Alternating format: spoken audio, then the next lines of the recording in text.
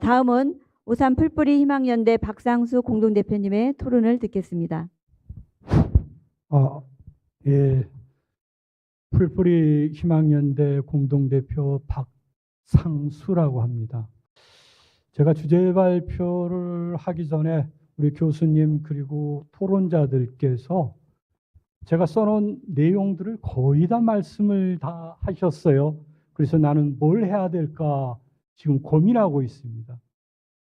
그래서 제가 고민하는 과정 속에서 제가 일상 지금까지 살아온 이런 과정 속에서 내가 느꼈던 거 이런 내용들을 중심으로 해서 좀 한번 실사례를 중심으로 한번 말씀을 드릴까 합니다.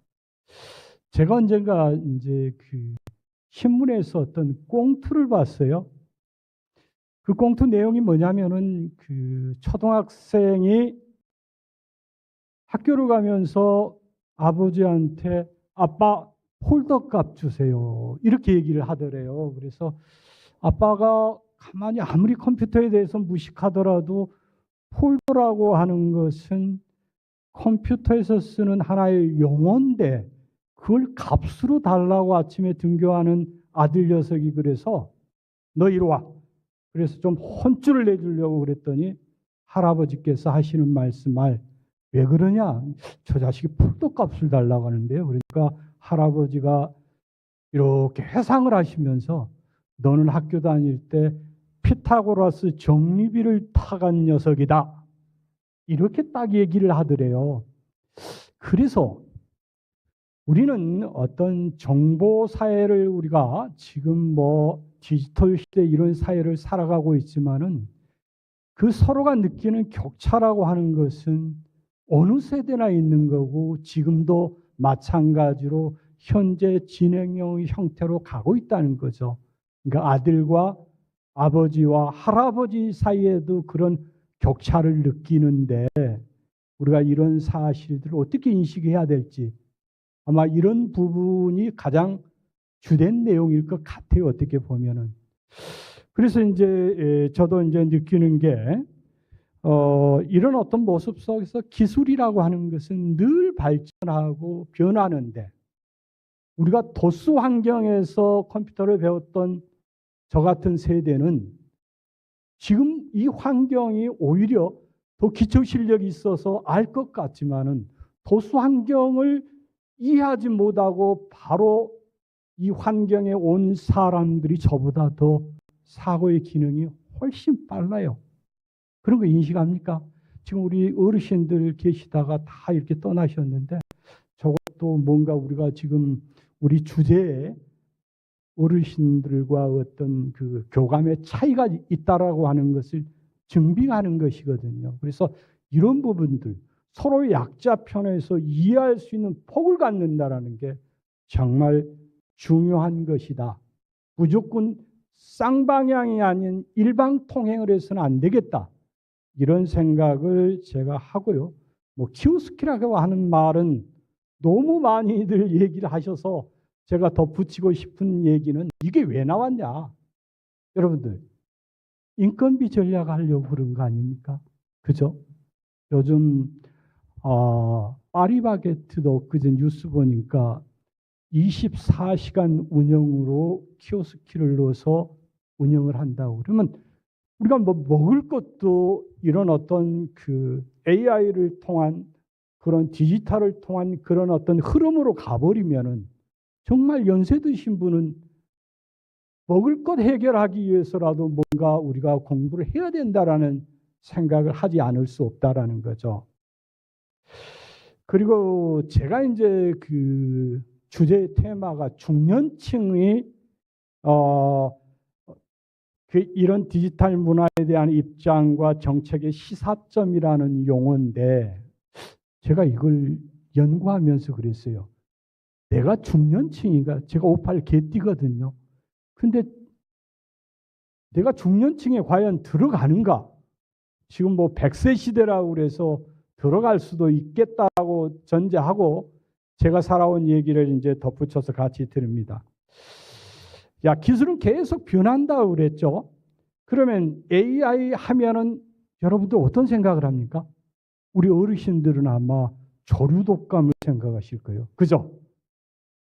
근데 우리가 생각하는 젊은 층의 AI라고 하는 것은 Artificial Intelligence, 그래서 인공지능이라고 하는 말을 우리는 연상케 한다라고 하는 거죠. 그래서 벌써 같은 AI라고 하면서도 그 언어의 느낌의 차이가 이렇게 벌어진다라는 거죠. 이걸 어떤 식으로 해서 우리가 메워야 되느냐, 이런 부분도 우리가 고민을 해야 될 것 같고요. 저는 농경사회도 살아봤고 공업사회도 살아봤고 그다음에 정보통신사회도 살아봤고 그다음에 우리가 지금 말하는 디지털 사회, AI 사회, 지금 현재 진행형으로 지금 살아가고 있어요. 이 시대를 계속 이어받아 보니까 저는 굉장히 헷갈릴 때가 있어요. 지금 청년들한테 야, 너희들 집에서 농사 도와달라고 방학을 한 적이 있다, 선생님은 그런 얘기를 한다면은 이 청년들은 이해를 합니까? 저 뭔 소리야? 우리는 있었어요. 농번기라고 하는 방학이 있었어요. 집에서 일 도와주라고.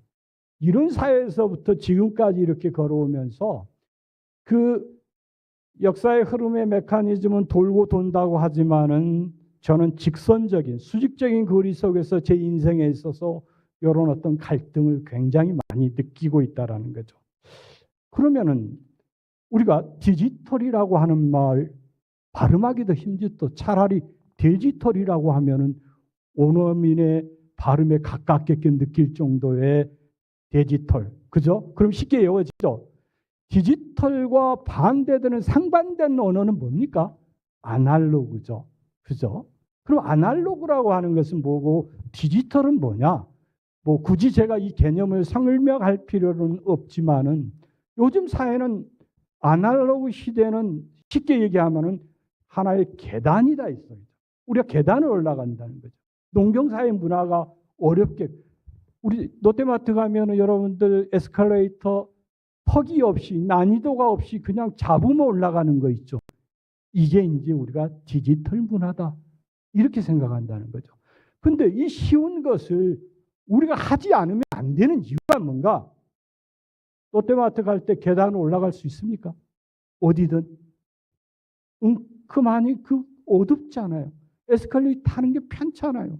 거기에 적응을 이제 해야 되기 때문에 40대든 50대든 60대든 전부 뭔가 AI 디지털 시대에 공부를 하지 않으면 안 된다는 말씀을 저는 좀 더 강조하고 싶어요.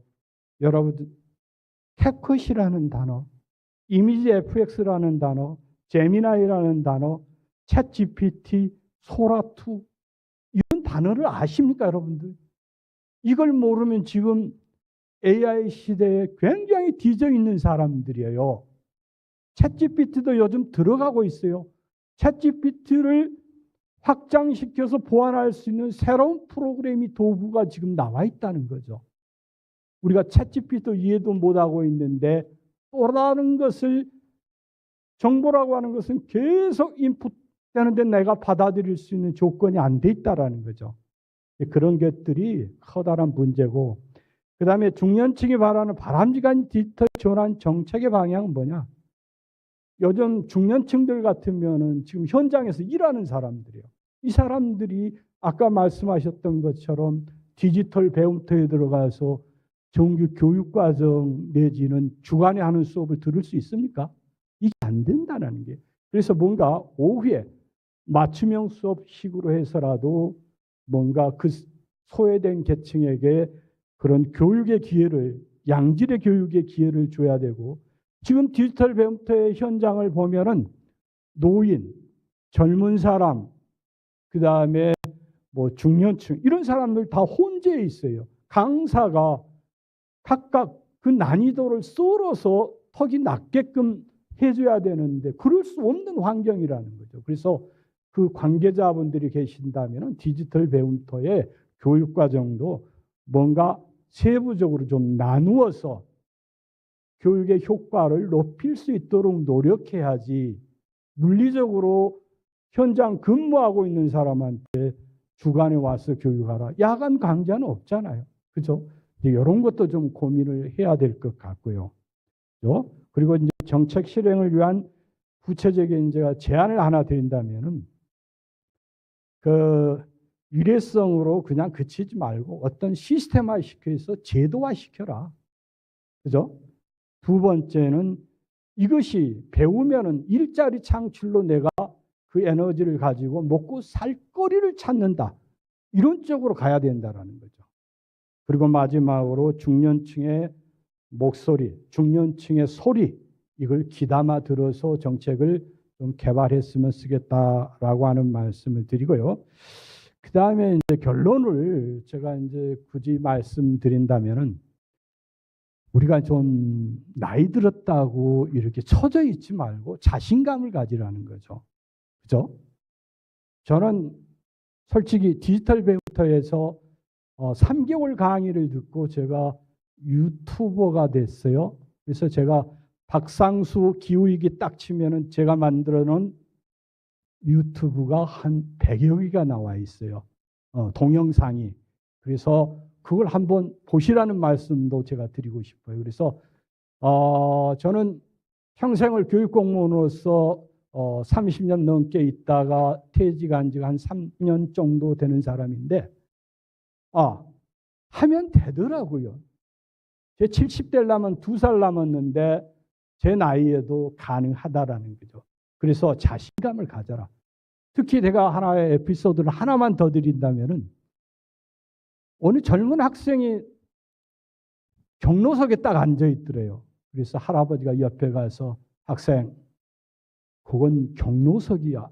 그러니까 그 학생이 대답하는 말이 할아버지, 저는 돈 주고 탔어요. 딱 그러더래요. 그래서 그 말의 의미 속의 배경에는 할아버지는 65세 넘어서 돈 안 주고 탄 사람이지 않느냐라고 하는 비꼬임이 들어있더라 이게. 근데 할아버지는 어느 정도 자신감 있게 말씀하냐면 거기는 돈 안 내는 사람이 타는 자리야. 맞죠? 그렇잖아요. 그러니까 이 정도의 자신감과 기백을 가지고 이 세상을 훔쳐 나가야지.